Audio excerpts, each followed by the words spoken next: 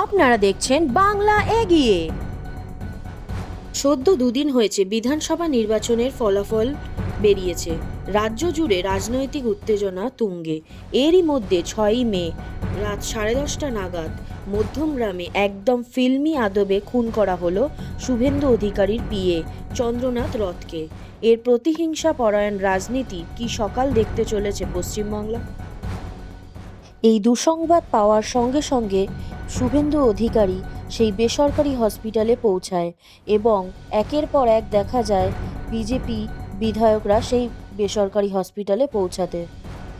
এখন রাজনৈতিক মহলে একটাই প্রশ্ন, কে বা কারা খুন করলো চন্দ্রনাথ রথকে এবং কেনই বা করলো এই খুন?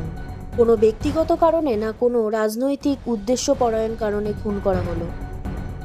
কোন জায়গায় যেতে চলেছে রাজ্য রাজনীতি?